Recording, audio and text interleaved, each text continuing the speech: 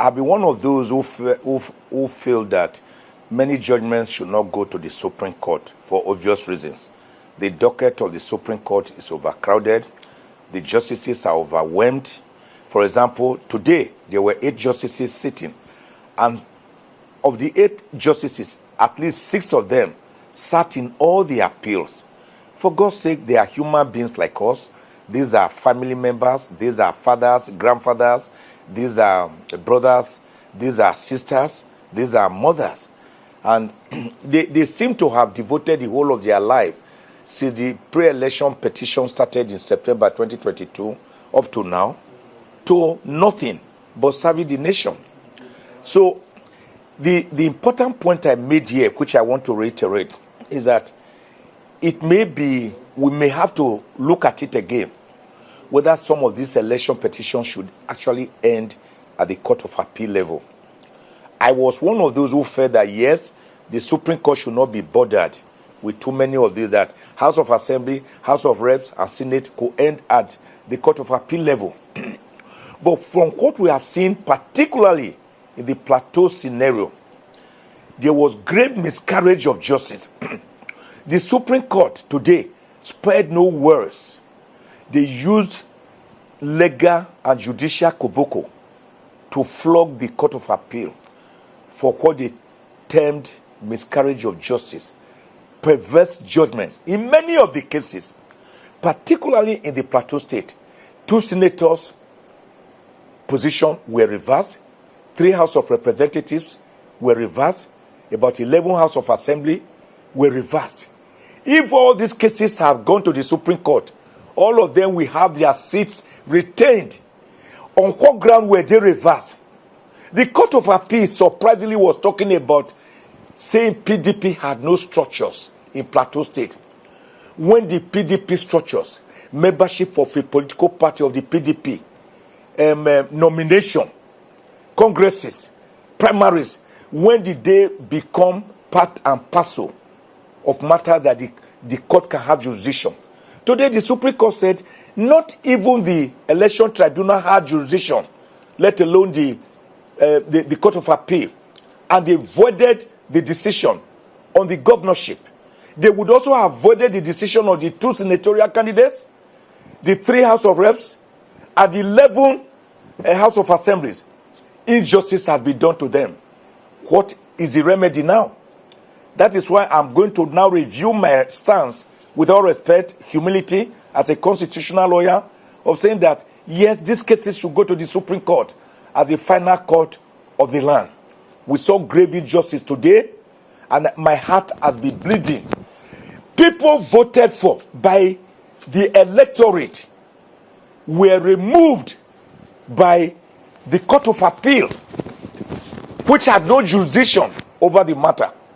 I am sad about it, and I don't think it should ever happen again at all. Right. Today, guys, I watched the Supreme Court carefully. Yes, the Supreme Court has some challenges of recent. Some of them had to do with the Imo State governorship election matters, the Hope Uzodinma case, and then the Machina case in Borno concerning Ahmed Lawan. Some of them were grave challenges.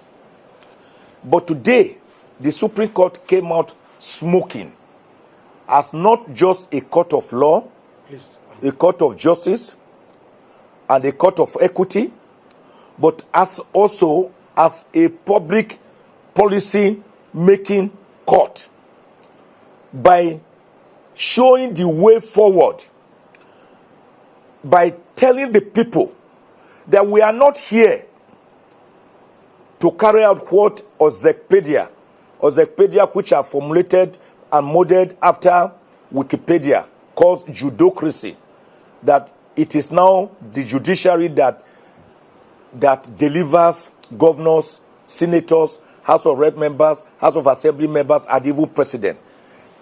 Today, I got up after the Supreme Court judgment in the Cross River State governorship election, which by the grace of God, I won. Some of the things that give the judiciary a bad name And I told the Supreme Court today when I stood up, I've defended the judiciary for 43 years since I became a lawyer. And I'm very proud to have always defended the judiciary, including the Supreme Court. Because like Alexander Hamilton once put it in his Federalist paper number 78, out of the 85 Federalist papers, the Federalists, John Jay, Thomas Jefferson, Madison, Washington, he says the judiciary is the weakest and of the three arms of government because it has neither pulse nor sword to even defend its judgments. So I've always defended the judiciary as the bastion of democracy and the defender of the common man. I saw that play out today at the Supreme Court. What the Supreme Court did today in their judgments, particularly in the Lagos case, the Plateau case, the Kanu case, the Cross River State case, even the Bauchi case, is to say that all the judgments were pro-people.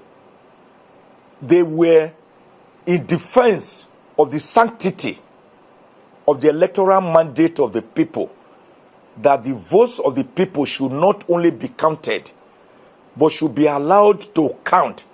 That is why you have been seeing jubilation all over Nigeria. The Bible tells us in Proverbs 29, verse 2, it said the people rejoice when the righteous are in power. That is why you are seeing jubilation across Nigeria instead of burning, arson. In the Cross River State, for example, which I handled, the Supreme Court, in the lead judgment delivered by Justice Ogunwumijo, God bless her, and supported by all the other four justices, with Justice Inyango Okoro presiding, she asked the right question. Professor Ono, are you saying that we should nullify the governorship election of Prince Senator Basi Otu, who defeated you by over 76,000 votes out of 266,000 votes? A man who won 15 out of the 18 local government areas based on this technicality.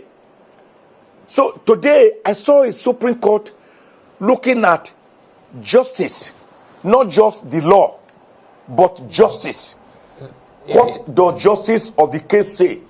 Okay. What do the people want? What is the policy? In the Lagos case, for example, give me a second. All right then.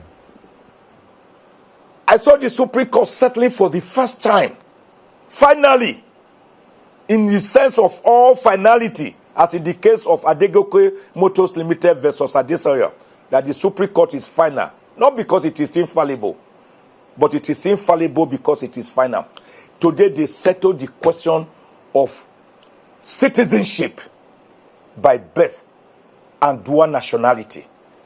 If you become a citizen of Nigeria, going by sections 25 and 26 of the Constitution, can we say section 28, which is itself subject to section 25 and 26, can invalidate your citizenship just because you acquired the citizenship of another country and you took an oath of allegiance?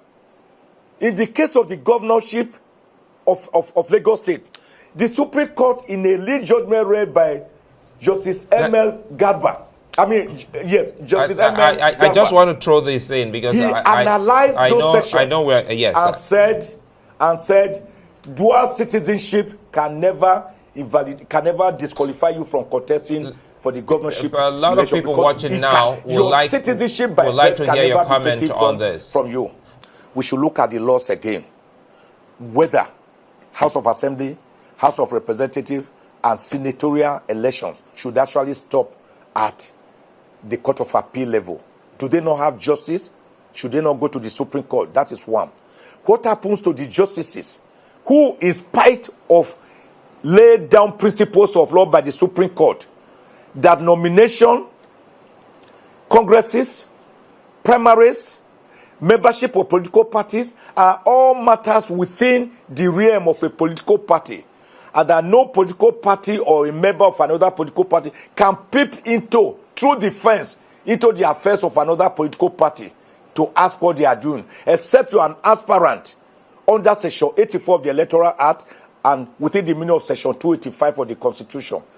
These principles have been laid down by the Supreme Court in a legion of cases, more than 50 in the last 6 months. Didn't the Court of Appeal see these judgments that they went against? What should be done to these justices? I, as a lawyer, 43 years at the bar, I've never written a single petition against a judge. And I'm not going to do that in my remaining days on earth. But I want to say that the NJC, National Judicial Council, should take cognizance of this very serious matter, that it brings the judiciary's name into disrepute and into unnecessary squabbles and disrespect by members of the public. I think the NJC should look at it. I am not going to say that, oh, the people concerned should go and write petitions. I don't believe in petitions. But I think the National Assembly, the legislature should tinker with that law now before more damage is done. Do you know, my brothers and sisters, that those representatives of the people in Plateau State, for example, have all been removed from office now, even though they were voted for by the people? What do you do? Where is the restitution? Integrum. It is a sad commentary on our electoral process. But today, the Supreme Court stood its ground and made very remarkable, ground-shaking and profound pronouncements that have helped to define our electoral jurisprudence. And now today, I told the Supreme Court today, I've defended you for 43 years. I am proud of myself and I'm not disappointed that I'll be defending you and the judiciary.